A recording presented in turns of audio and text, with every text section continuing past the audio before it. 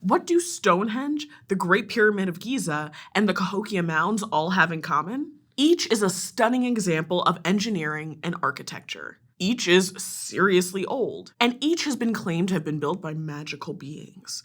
But they weren't. Today, let's spend some time discussing why theories like that are important, and how they're prime examples of flawed history. Because like we said, the stories we tell about the past are usually based on our own personal perspectives. In this episode, we're exploring the Mississippian culture, and we promise it's 100% not aliens, made by humans right here on good old planet Earth. I'm Dr. Danielle Bainbridge, and this is Study Hall, U.S. History to 1865.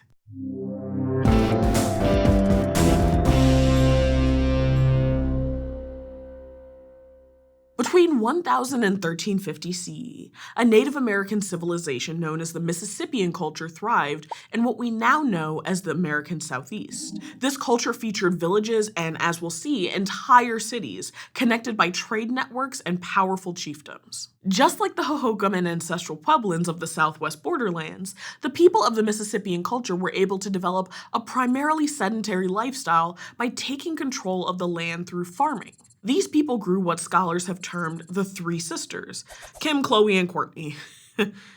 No. The Three Sisters aren't people, but plants: beans, squash, and maize, or corn.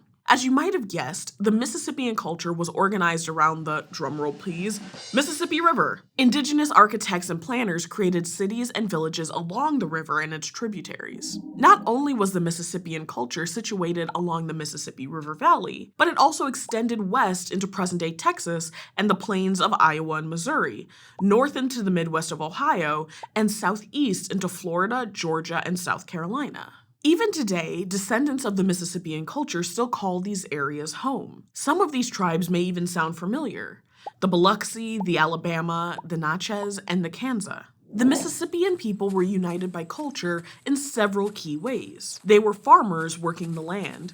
Just like we learned with the Cahokia and ancestral Puebloans, farming meant that these societies were able to settle down and develop sedentary cultures. People also hunted and fished, again taking advantage of the rivers and lakes to find food. And like the people of the Chaco Canyon, the Mississippians completed massive building projects. Cities and villages were dotted with large platform mounds made up of earth. Think of the Aztec pyramids, except instead of stone, Mississippian pyramids were made of grass and earth. On top of these mounds, you'd typically find a big old fancy house where nobles and religious figures lived. By the year 1000 CE, the Mississippian culture displayed political and social hierarchy, and there's evidence of armed conflict too. The societies of the Southeast were some of the first to form communities based around a single leader, or chiefdom. And to understand how this social inequality came to be, we can at least in part thank corn. Not only was it an important source of food, but most historians agree that corn was also seen as a symbol of status. Villages grew more than enough needed to survive. Chiefs gained power by managing, or seizing, we're not sure which, the extra food, which they then handed back out when harvests were leaner. The same way that a celebrity might show off striking jewelry, the rich and powerful Mississippians showed off their own status in gold: maize. To form alliances or to end a conflict, villages might have paid tribute in the form of corn to another village. But corn wasn't the only prized possession. In the lower Mississippi Valley, fish and game were the gold standard. Corn standard? The crown jewel of the Mississippian culture was Cahokia, a city that may have reached a peak population of 40,000 people, rivaling the size of London at the time. Cahokia was settled around 600 AD in present-day Illinois and developed into a massive urban center, featuring waterfront views and sprawling suburbs. As one of the first U.S. cities, it embodied some of the same features and problems that modern American cities face today. Just as rural Americans flocked to cities during the Industrial Revolution, Native Americans from surrounding areas migrated to Cahokia in search of better futures. To attract more migrants, Cahokia began to make major structural changes to the area. For instance, older parts of the city centers were demolished to make way for a majestic plaza. And to house the newcomers, hundreds of identical homes made of wood, clay, and prairie grass sprung up, forming the city's suburbs. Cahokia even featured its own iconic monument, Monk's Mound, a 10-story tall platform whose base rivaled the size of the Pyramid of Giza's. Cahokia's layout was the product of deliberate planning and groundbreaking at the time, but now is standard in most modern cities. Planned by astronomers, roads were laid out according to the stars, sun, and four cardinal directions, not unlike Chaco Canyon. While the exact cause of Cahokia's decline is unknown, we do know that during the 13th century, the city struggled with overpopulation. Cahokia's main waterways grew unsanitary as the city's population ballooned. This forced locals to begin looking elsewhere for a safer and healthier future. By the 1400s, lots of people were moving out of the many villages across the Mississippi Valley. By the time Europeans arrived, different indigenous populations had settled in. But the evidence of the Mississippian culture remained. It towered into the sky.